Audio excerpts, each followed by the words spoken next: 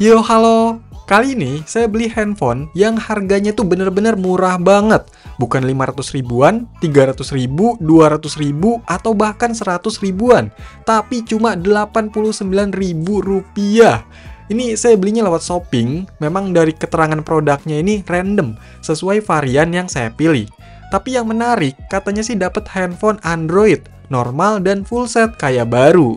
Wah, bener nggak ya? Ya udah, biar nggak makin penasarin, mending langsung aja di unboxing.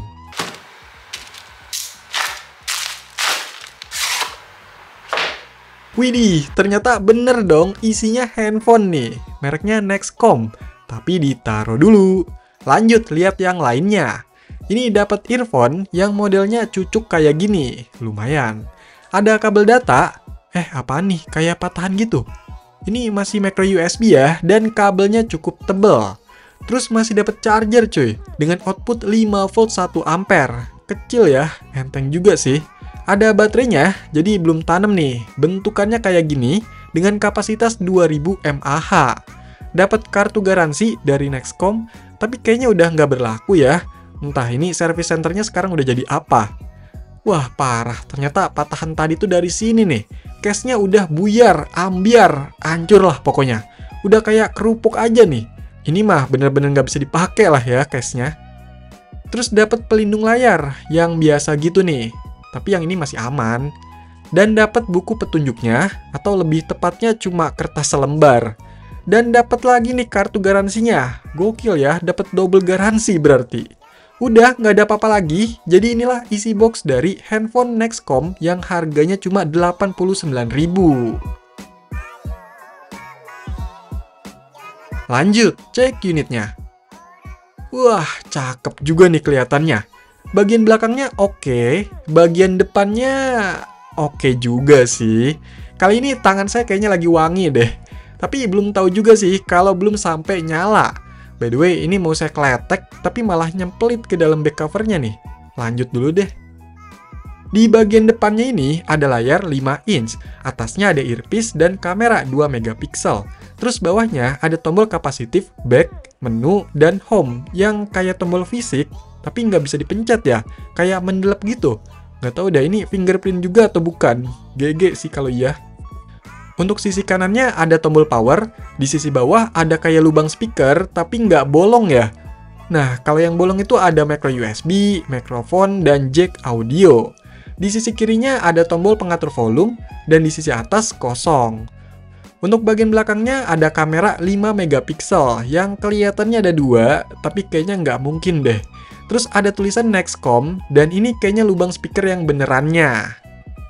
Oke, coba langsung buka back covernya. Nah, dalemannya kayak gini. Buset dah, ini speakernya lumayan gede loh. Suaranya bakal menggelegar nih kayaknya. Terus di sini ada slot micro SIM 1, SIM 2, dan micro SD-nya. Menumpuk semuanya jadi satu. Dan di sini juga ada keterangan Nexcom model A1000, PT Global Mobile Technology, made in China. Tapi kayaknya merek lokal deh. Oh iya, jangan lupa nih, dikletek ae. Oke, coba dinyalain, semoga bisa nyala. Yes, nyala!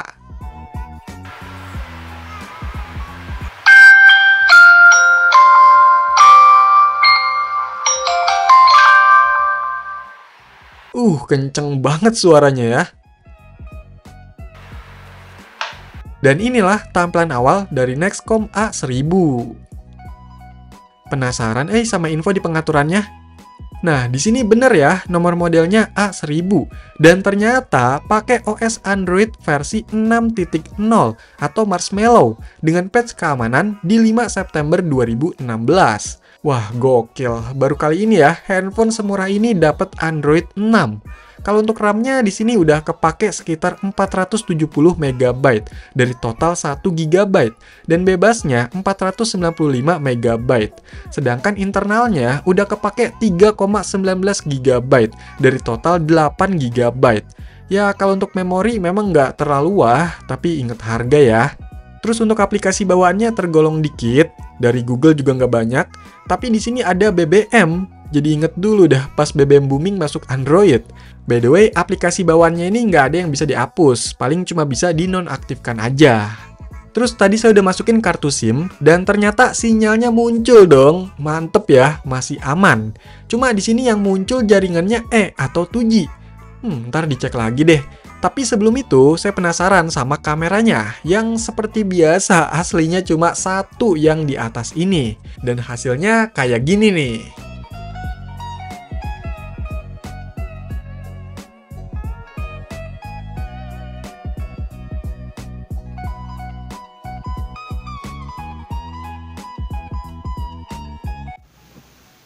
Oke, jadi ini adalah hasil perekaman video dari handphone 89 ribuan, yaitu Nexcom A1000 Deluxe.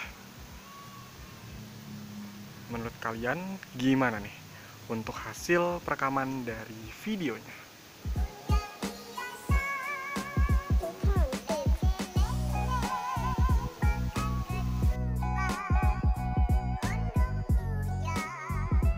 Oke, jadi handphone 89.000 yang saya dapat ini yaitu Nexcom A1000 Deluxe yang rilis sekitar tahun 2018 dan harganya waktu itu sekitar 600 ribuan. Memang dari lahir udah termasuk handphone murah ya, tapi ini handphone resmi loh dan bukan handphone nggak jelas yang halu gitu speknya. Kayaknya merek lokal ya, cuma sekarang nggak tahu dah, kayaknya nggak jualan handphone lagi. Secara desainnya, handphone ini kelihatan oke lah, masih cukup rapih dengan bahan bodi plastik finishing yang agak glossy.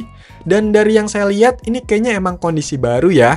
Dimensinya lumayan besar karena masih tebel jidat dan dagunya, yang masih ada tombol-tombol. By the way, untuk tombol home-nya ini ternyata kapasitif, bukan fisik, dan nggak ada fingerprint-nya. Terus nih handphone kalau dikocok-kocok kayak ada yang oblak gitu ya.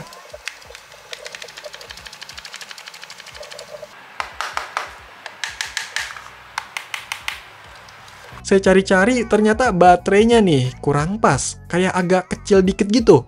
Apa yang saya dapat ini bukan baterai bawaannya kah? Tapi ya wajar lah kalau ada kurang-kurangnya atau minusnya. Balik lagi, selalu ingat sama harganya. Terus sekilas handphone ini desainnya mirip Samsung tipe apa gitu. Atau HTC juga kayaknya ada yang kayak gini deh. Kalau menurut kalian mirip handphone apa nih? Coba kasih tahu di komentar ya. Gak cuma dari luarnya, untuk tampilan sistemnya juga maksa buat ikut-ikutan mirip UI-nya Samsung. Tapi untungnya masih nggak begitu berat sih, soalnya kalau untuk fitur lainnya, kebanyakan dari stok Android aja. Kalau kurang-kurang lancar ya sebenarnya dari speknya juga sih. Handphone ini menggunakan MediaTek MT6580, quad-core 1,3 GHz, RAM-nya 1 GB, internal 8 GB, GPU-nya Mali 400 MP dengan layar 5 inch, baterainya 2000 mAh, OS-nya Android 6.0 Marshmallow, dan untuk jaringannya ternyata mentok di 3G ya. Cuma karena di beberapa wilayah termasuk tempat saya jaringan 3G udah nggak ada, jadi ya kenanya 2G. Buat internetan anggap aja nggak bisa, paling pakai wifi aja. Tapi kalau buat nelepon atau SMS masih bisa kok. Speknya memang rendah, tapi ya balik lagi, selalu ingat sama harganya. Tapi saya masih penasaran nih, gimana untuk hasil benchmark atau performa dari handphone 89 ribuan ini? Di Antutu V9 ternyata cuma dapat skor sekitar 30 ribuan. Untuk storage-nya, read dapat 109 dan 22 MB per second untuk write-nya. Kalau buat sensornya ini udah ketebak lah ya, pasti sepi. Dan buat layarnya ini cuma bisa multitouch sampai 2 sentuhan sekaligus. Dan kualitas layarnya juga harap maklum aja ya, kalau terlalu reflektif dan sudut pandangnya kurang. Tapi kalau untuk speakernya, kenceng banget cuy.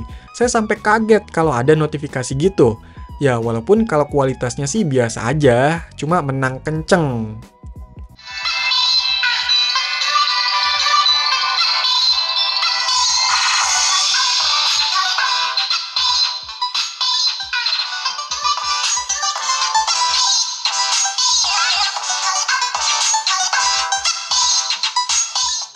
Walaupun speknya rendah, tapi ini nggak halu atau nipu ya. Saya cek pakai aplikasi Fake Device Test itu sesuai, nggak ada yang mencurigakan.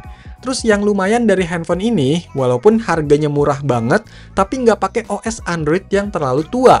Android 6 sebenarnya masih banyak aplikasi yang support, misalnya WhatsApp, Instagram, Telegram, Facebook, sebagainya rata-rata bisa lah. Dan pakai yang versi light biar bisa lebih ringan. Tapi kalau YouTube aneh nih, sebenarnya masih ada di Play Store dan bisa diinstal. Tapi pas dibuka itu katanya pakai versi lawas, sedangkan di Play Store-nya nggak ada update. Memang kabar-kabar ini sempat saya dengar pas live di platform sebelah. Ada yang nanya nggak bisa buka YouTube di Android 6 atau 7. Dan saya coba cek file APK YouTube versi terbaru, itu memang minimal di Android 8 ya. Berarti udah tanda-tanda mau dihentikan nih dukungannya. Terus kalau ada yang nanya, "Bang, coba main game, lancar nggak?" Ya balik lagi sih, selalu ingat sama harganya. Jangan berharap buat main game-game berat, kecuali emang onet atau emang mainan buat banting-banting handphonenya. Walaupun bisa dipaksa, pasti ada yang kesiksa. Kalau nggak handphonenya, ya kita yang mainin. Tapi kalau banyak yang request buat siksa handphone ini digeber main game, nanti saya bakal buatin konten khususnya. Kita lihat di kolom komentar deh. By the way, untuk baterainya yang 2000 mAh, di handphone ini kerasa borosnya. Screen on time cuma dapat sekitar 1,5 jam. Dan ngecasnya juga cepet sih, dari 20% sampai full sekitar 1 jam.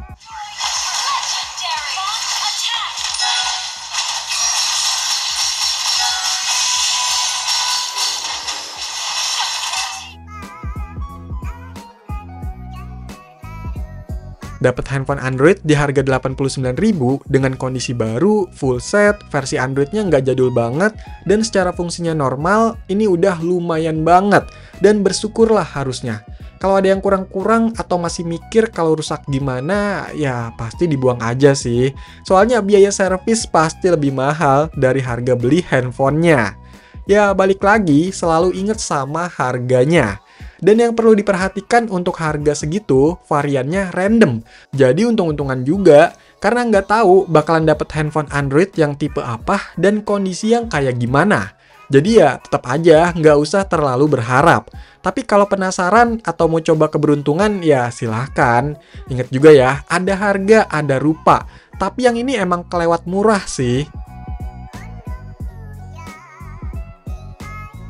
Oke, jadi itulah handphone random harga 89.000 yang saya dapat, yaitu Nexcom A1000 Deluxe. Silahkan dikomentarin, like, share, dan subscribe channel ini. Terima kasih.